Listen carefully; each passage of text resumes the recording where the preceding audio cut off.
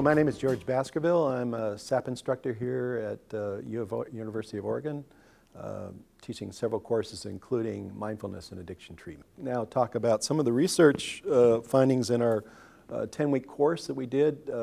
This is in conjunction and with the help of Dr. Jessica Tipsor.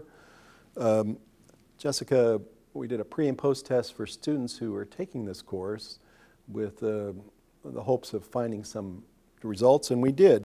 Some of the findings in our research from this 10-week course for students, most who've never done mindfulness, is number one, that students were able to identify and verbalize what they were feeling internally. They felt more connected to people around them, in other words, empathy. And the third results were being more connected to nature, which is interesting since in the course we really didn't talk about nature, but those were the primary significant results from this study. And we hope to replicate this in our next class. Why is the research showing favorable results?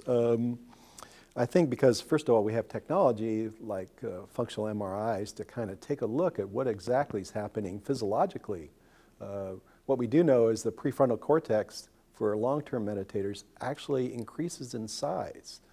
And part of neuroplasticity, the ability of the brain to change, is also, at least the research is showing that it's enhanced by doing meditation, even for 20 minutes a day, for 4 or 5 days a week.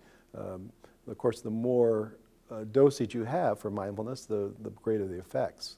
Not only is it showing effects physiologically, but we do know that there are other results, including working with chronic pain clients who, through mindfulness, are able to tolerate, not to change the pain's still there, but able to at least decrease medications on pain and tolerate their pain better.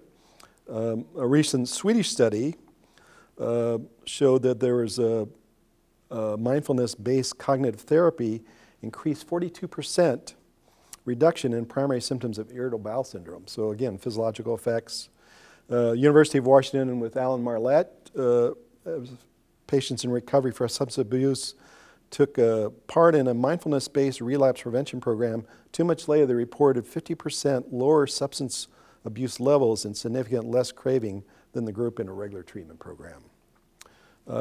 Finally, working with clinically depressed patients in remission, a study of Oxford University found 36% of the patients in mindfully based cognitive therapy eventually relapsed compared to 62% of patients in traditional cognitive therapy. So what this research is showing is that it has systemic effects, not only psychologically, physically, spiritually. So there's many opportunities to get training in mindfulness, including the internet these days.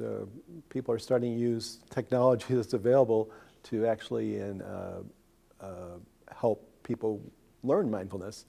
I think the best way to learn, though, is either through a class here at the university or taking a retreat or a weekend retreat, possibly, or even a 10-day retreat, which is ultimately the best way to learn this.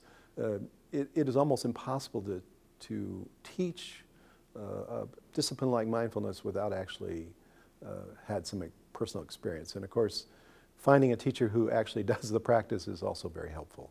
My name is George Baskerville. I'm an instructor here at the SAPP program. If you want further information about mindfulness, please follow the link in the bottom of the screen.